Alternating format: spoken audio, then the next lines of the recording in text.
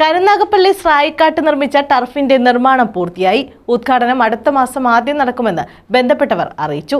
സർക്കാർ ഫണ്ട് ഉപയോഗിച്ച് നിർമ്മിച്ച ടർഫ് തീരദേശ മേഖലയായ ആലപ്പാട് പഞ്ചായത്തിലാണ്. MLA ഫണ്ടാണ് നിർമ്മാണത്തിന് ഉപയോഗിച്ചത്. 57 ലക്ഷം രൂപ ചെലവാക്കിയാണ് ആധുനിക രീതിയിൽ ടർഫ് നിർമ്മാണം നടത്തിയിരിക്കുന്നത്. 14,000 ചതുരശ്ര അടി വിസ്തൃതിയിൽ ദ്രുതഗതിയിലായിരുന്നു പ്രവൃത്തികൾ. യുവാക്കളിലെ കായികപരമായ കഴിവുകൾ പരിപോഷിപ്പിക്കുന്നതിനാണ് ആലപ്പാട് ഗ്രാമപഞ്ചായത്തിന്റെ സഹകരണത്തോടെ പദ്ധതി നടപ്പാക്കിയതെന്ന് CR മഹേഷ് MLA പറഞ്ഞു. ഈ തീരപ്രദേശത്ത് പാവപ്പെട്ട മത്സ്യത്തൊഴിലാളി മേഖലയിലെ ചെറുപ്പക്കാർ ഒരുപാട് കായിക പ്രതിഭകളായി വളർന്നു വരാൻ സാധ്യതയുള്ള ചെറുപ്പക്കാരാണ്. പക്ഷേ ഇപ്പോഴത്തെ കാലഘട്ടത്തിൽ അത്യാധുനികമായ കളിക്കാനുള്ള ഉപകരണങ്ങളോ കളിസ്ഥലങ്ങളോ ഇല്ലാത്ത സാഹചര്യം നമ്മുടെ നാട്ടിലുണ്ട്. ഒരു സ്റ്റേഡിയം എന്നുള്ളത് കരുനാഗപ്പള്ളിക്കാരുടെ ഏറെക്കാലത്തെ സ്വപ്നമാണ്. സ്ഥലത്തിൻ്റെ പരിമിതി മൂലം നമുക്കതിന് സാധിക്കുന്നില്ല.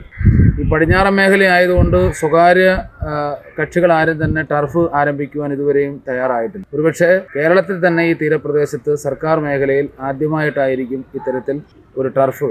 News bureau, Karunagappally.